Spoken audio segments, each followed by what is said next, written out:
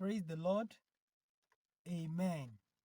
I want us to share briefly the Word of God. Have you ever asked yourself the question, where was Daniel during the time when Shadrach, Meshach, and Abednego were confronted with their tough time? During the time when the king Nebuchadnezzar, according to the book of Daniel, when he instructed Shadrach, Meshach, and Abednego to be put into the furnace of fire, where was Daniel?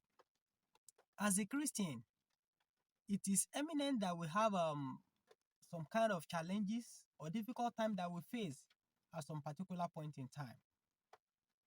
You may be a believer that belong to a group. You may belong to a church. You may belong to people's gathering where you have opportunity to pray together. But I'm telling you, no matter how and no matter what, there are some situations that you find yourself that you be the one to liberate yourself, to fight for yourself, to deliver yourself, to speak for yourself. And that is the time that you will be able to spell out how strong you are in the Lord, how faithful you are in the Lord, and how much you even love the Lord.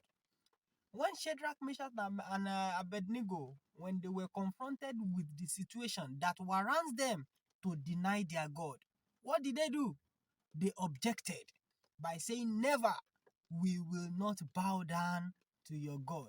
Because at that point in time, the king Nebuchadnezzar, the Bible says he made a statute and instructed every people, every personalities, every dignitaries in his kingdom to bow for that image.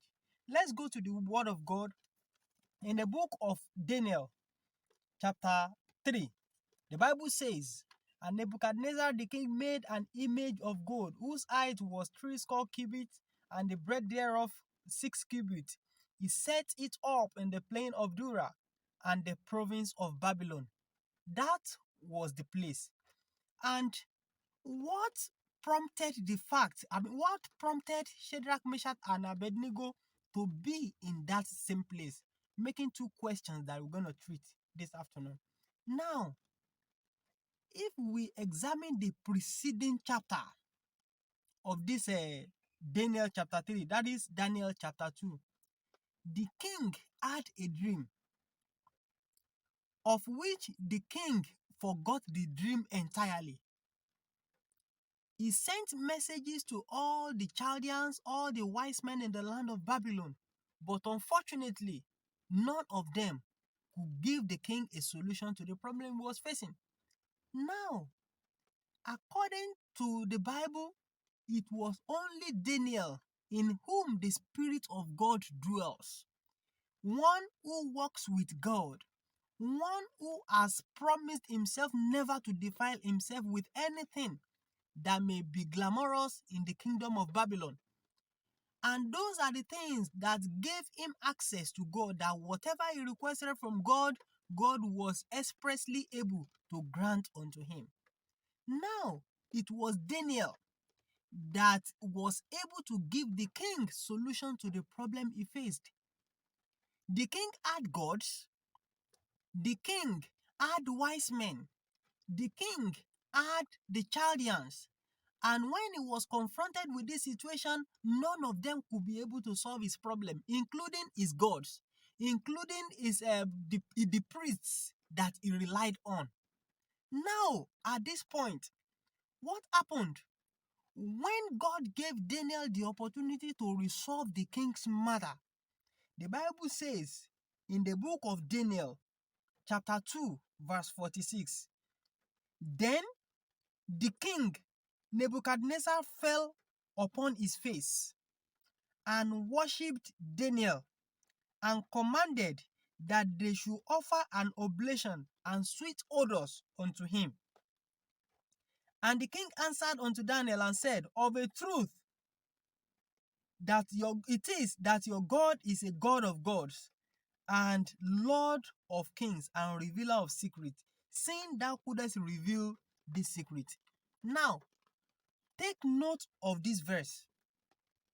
The Bible says the king Nebuchadnezzar, a king for that matter, a whole king of a whole empire, the Bible says he fell down on his face.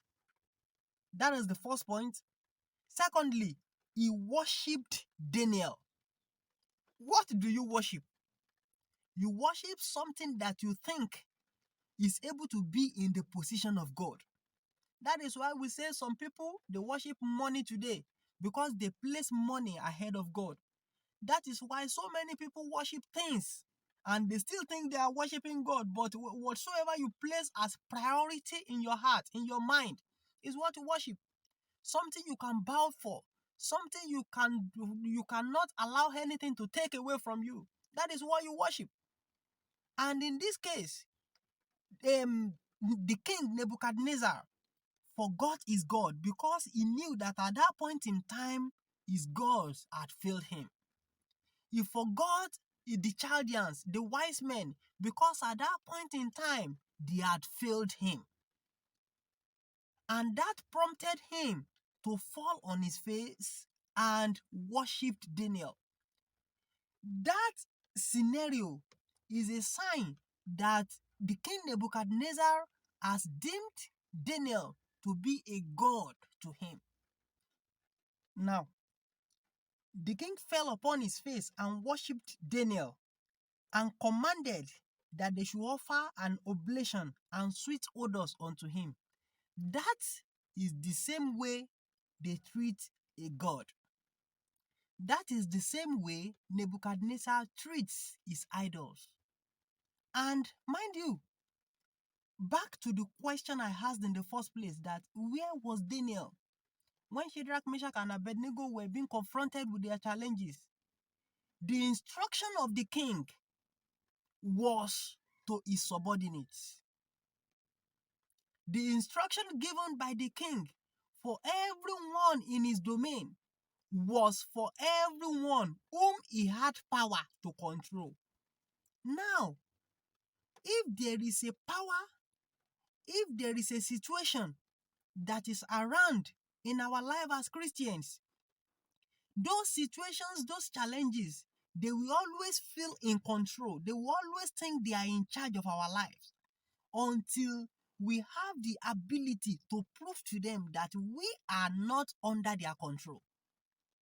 The king thought that his authority, his control, his power, everything he had was in control of Shadrach, Meshach, and Abednego. The commandment was not meant for Daniel because Daniel has already transcended the level beyond the king.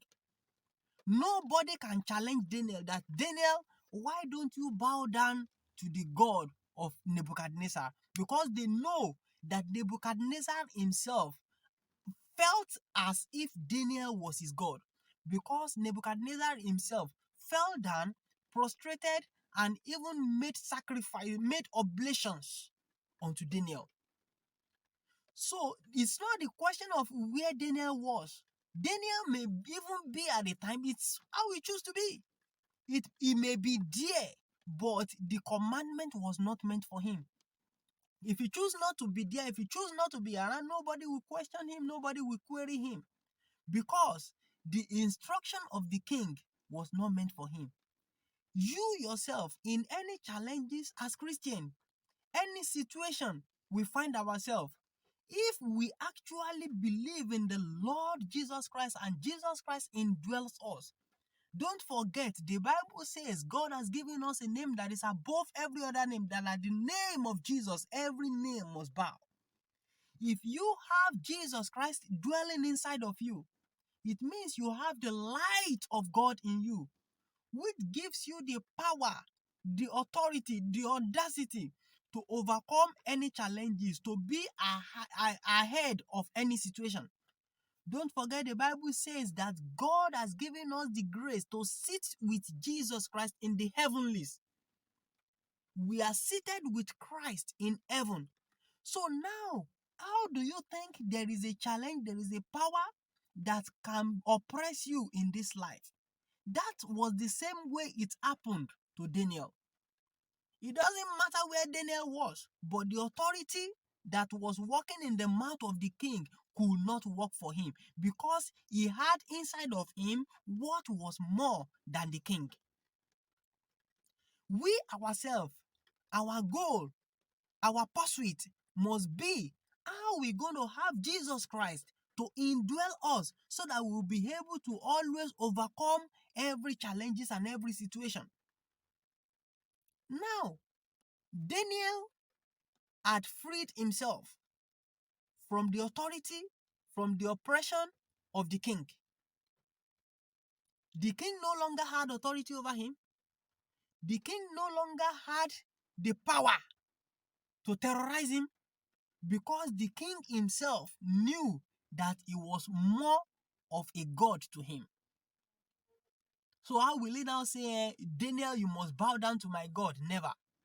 But in the same feat, he never knew that there was something also in the life of Shadrach, Meshach, and Abednego